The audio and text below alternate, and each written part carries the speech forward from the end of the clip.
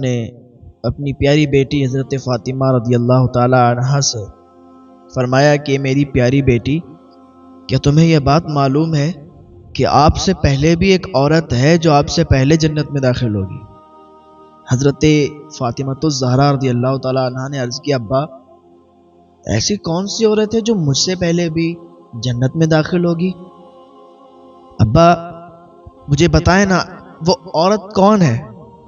حضور اکرم صلی اللہ تعالی علیہ وسلم نے ارشاد فرمایا کہ اے میری پیاری بیٹی، آپ پریشان مت ہو، سب بتاتا ہوں۔ ایک عورت ہے، وہ آپ سے پہلے جنت میں داخل ہوگی، آپ پریشان مت ہو، پریشان ہونے والی بات نہیں ہے۔ حضرت فاطمہ الزہرا رضی اللہ تعالی عنہا عرض کرتی ہیں، ابا مجھے یہ بتائیں کہ اس میں ایسی کون سی خوبی ہے کہ وہ مجھ سے پہلے جنت میں داخل ہوگی؟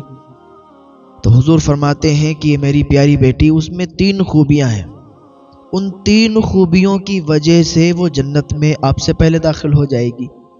حضرت فاطمہ الزہرا رضی اللہ تعالی عنہا عرض کرتی ہیں، ابا کیا وہ 3 خوبی میرے اندر نہیں ہیں؟ حضور فرماتے ہیں، میری پیاری بیٹی آپ پریشان کیوں ہوتی ہیں؟ میں سب بتاتا ہوں، آگے بھی تو سنو، آگے سنو میں جو بتانے والا ہوں، آپ پریشان مت ہو۔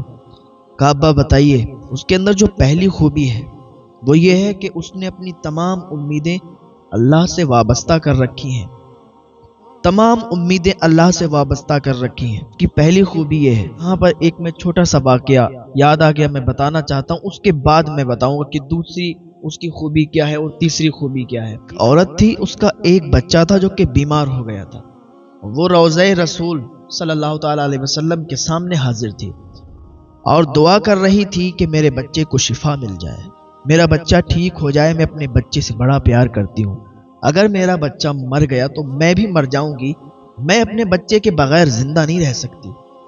وہ یوں رو رو کے دعا کر رہی تھی اللہ کی بارگاہ میں کہ حضور کے صدقے سے میرے بچے کو شفا مل جائے، روضہ رسول کے سامنے دعا کر رہی تھی۔ ابھی دعا کر ہی رہی تھی کہ ایک اجنبی انسان آیا، اس نے تھوڑا سا پانی اسے دیا، اس نے وہ پانی اپنے بچے کو پلایا، جیسے ہی بچے نے پانی پیا اسے شفا مل گئی، وہ ٹھیک ہو گیا۔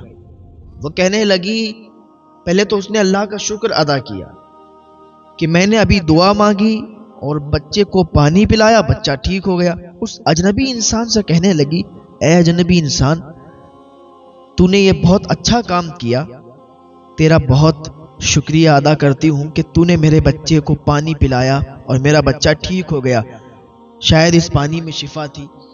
وہ کہنے لگا اجنبی انسان کہ یہ سب اللہ کی مرضی سے ہوا، میں تو پہلی مرتبہ روضہ رسول پر حاضر ہوا ہوں، میں بہت گناہگار انسان ہوں، لیکن یہاں پر آ کے میں نے ایک بات سیکھی ہے، اللہ کسی کی امید کو ٹوٹنے نہیں دیتا ہے، جو اللہ سے امید لگا لیتا ہے تو پھر اللہ تعالیٰ اس کی امید کو پورا کرتا ہے، اس کی دعا کو قبول کرتا ہے۔ وہ ادھر من میں ادھر دل میں سوچتا ہے، اللہ تعالیٰ اس کی وہ سوچی ہوئی دل میں سوچی ہوئی تمنا کو، اس کی مراد کو، اس کی دعا کو پورا کر دیتا ہے۔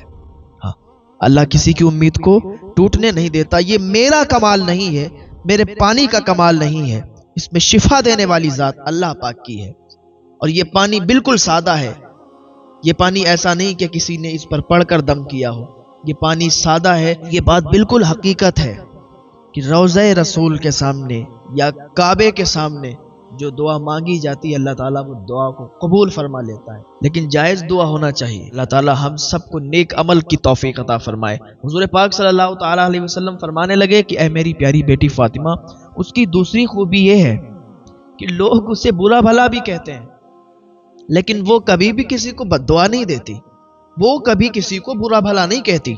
لوگ اسے تانے بھی دیتے ہیں، اسے برا بھی کہتے ہیں، لیکن وہ کسی کو برا نہیں کہتی، بلکہ اس نے اپنے معاملات کو اللہ کے سپرد کر رکھا ہے، اس کے سارے معاملات اللہ کے سپرد ہیں۔ وہ کہتی ہے کہ جو بھی معاملہ میرے ساتھ ہوگا میرا اللہ بہتر جانتا ہے، جو میرا اللہ کرے گا اس میں میں خوش ہوں، جس میں میرا اللہ مجھے رکھے میں اس میں راضی ہوں۔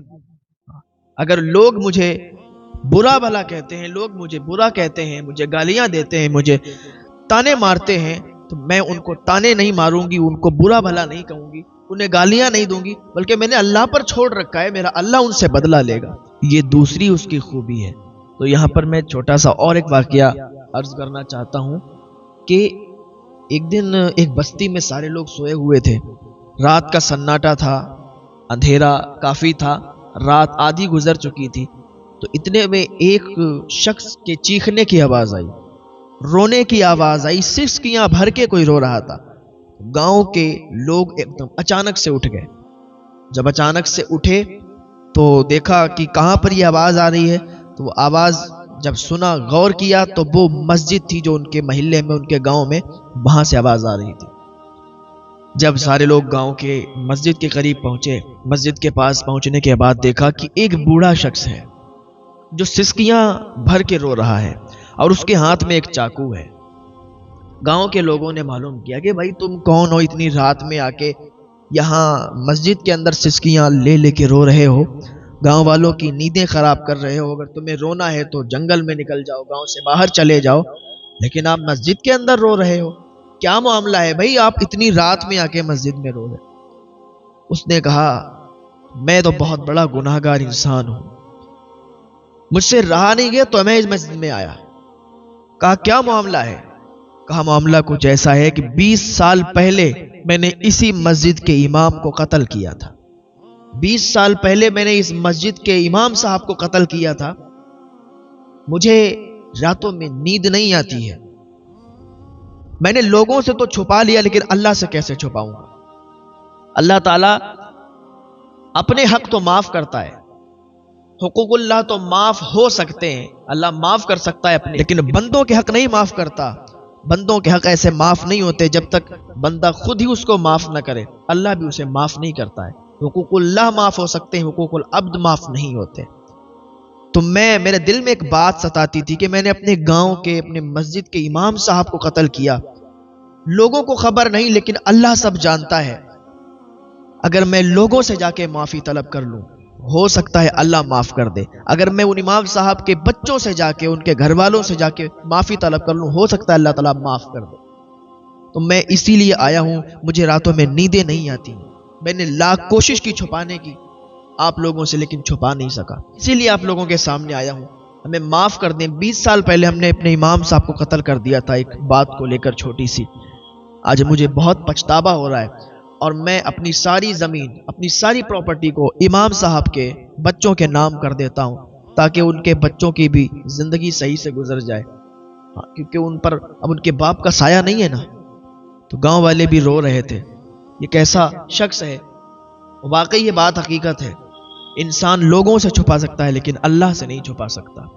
تو گاؤں کے لوگوں نے کہا اگر تو اتنی ہی توبہ کر رہا ہے، معافی طلب کر رہا ہے تو ہم لوگ تجھے معاف کرتے ہیں، اب ان کے بچوں سے بھی معافی مانگ لے۔ تو ان کے بچوں نے بھی کہا کہ ٹھیک ہے، اب ہمارے والد تو گزر گئے، اب اتنی معافی مانگ رہا ہے تو ہم تو تجھے معاف کرتے ہیں، تو اللہ کی بارگاہ میں توبہ کر لے، اللہ تعالیٰ بھی تجھے معاف فرما دے گا۔ بس یہ ہے کہ اپنے سارے معاملات کو اللہ کے سپرد کر دو۔ تو اس شخص نے بھی اپنے معاملے کو اللہ کے سپرد کر دیا اور لوگوں کے درمیان آ گیا کہ لوگوں کے سامنے اپنا جرم قبول کر لوں گا، اگر لوگ مجھے ماریں گے بھی تو مجھے قبول ہے، لیکن مجھے معاف کر دیں گے تو اللہ بھی مجھے معاف کر دے گا۔ حضور پاک صلی اللہ تعالیٰ علیہ وسلم نے فرمایا کہ میری پیاری بیٹی فاطمہ، دوسری خوبی تو یہ تھی، اور تیسری خوبی سنو، سوکھی روٹی کھا کر بھی اللہ کا شکر ادا کرتی ہے۔ وہ سوکھی روٹی کھاتی ہے مگر اللہ کا شکر ادا کرتی ہے، کبھی اللہ سے شکوہ نہیں کرتی، کبھی اللہ سے گلہ نہیں کرتی۔ آج ہمارے گھروں کا ماحول دیکھیں، ہمارے معاشرے کا ماحول دیکھیں، اگر کوئی 3-4 دن صرف سبزی سے گزارا کرے، 3-4 دن اس کے گھر پر اگر ایک ہی سبزی پکتی رہے تو پھر وہ گھر والوں کو تانے مارتا ہے، کبھی اور لوگوں کو، کبھی اپنے گھر والوں کے سامنے، کبھی گاؤں والوں کے سامنے کہ بھائی ایک ہی سبزی کھا رہے ہیں اور کیا بتائیں آمدنی کم ہے، ہم لوگوں کو تو اور سبزی میسر ہی نہیں ہو رہی، ایک ہی سبزی سے گزارا کر رہے ہیں، صرف آلوؤں سے گزارا کر رہے ہیں، اس طریقے کی باتیں کرتے ہیں۔ تو اس طریقے کی باتیں کرنا اچھی بات نہیں ہے۔ حضور فرماتے ہیں کہ وہ اس کی تیسری خوبی سوکھی روٹی کھا کے بھی اللہ کا شکر ادا کرتا ہے، یہ اس کی تیسری خوبی ہے جو اللہ تعالیٰ کو بہت پسند ہے، کہ جیسا بندے کو مل جائے ویسا کھا لے اور اللہ کا شکر ادا کر دے، اللہ تعالیٰ کو وہ بندہ بہت پسند ہے۔ لیکن آج ہمارے معاشرے کا حال یہ ہے کہ اچھا سے اچھا کھائیں گے، اگر تھوڑی سی بھی کمی ہو جائے نا، تھوڑا نمک کم ہو جائے تو بیوی کو 50 باتیں سناتے ہیں. تھوڑا سا نمک کم ہو جائے، تھوڑا سا مرچ کم ہو جائے، یا تھوڑی سی مرچ زیادہ ہو جائے کھانے میں، تو بیوی کو 50 باتیں سناتے ہیں، گھر والوں کو 50 باتیں سناتے ہیں. ماں ہے تو ماں کو 50 باتیں سناتے ہیں کہ آج تم نے ایسی سبزی بنائی، آج تو میرا دل ہی نہیں کر رہا ہے کھانے کا، آج اس میں نمک تیز ہو گیا، یا نمک کم ہے، یا مرچ کم ہے، یا مرچ تیز ہو گئی. ابے بھائی ایسی باتیں مت کرو، اللہ تعالیٰ ان باتوں سے ناراض ہوتا ہے. یہ چھوٹی چھوٹی باتوں پر تم گھر والوں کو تانا مارتے ہو. جیسا ملے نا ویسا کھا لو، اللہ کا شکر ادا کرو. ہاں، حضور پاک صلی اللہ علیہ وسلم فرماتے ہیں کہ وہ عورت، کہتے ہیں میری بیٹی فاطمہ، اس کی تیسری خوبی یہ ہے کہ وہ نمک سے بھی روٹی کھا کے اللہ کا شکر ادا کرتی ہے. اللہ تعالیٰ کو یہ اس کی ادا بہت پسند، اور یہی وجہ ہے کہ وہ آپ سے پہلے جنت میں جائے گی. پر کیسے؟ جب آپ جنت میں جائیں گی، جب آپ کی سواری جنت میں جائے گی تو حوروں کی قطار لگی ہوگی آپ کا استقبال کرنے کے لیے. وہاں پر یہ خادمہ، یہ عورت آپ کے آگے آگے آپ کا راستہ صاف کرتی ہوئی جائے گی، اور جنت میں اس کے قدم پہلے پڑ جائیں گے. اے میری بیٹی فاطمہ، لیکن آپ کا مقام سب سے اونچا ہے، آپ کا مقام سب سے بلند و والا ہے. آپ جنت کی عورتوں کے سردار ہیں، آپ کے بیٹے حسن اور حسین جنتی نوجوانوں کے سردار ہیں.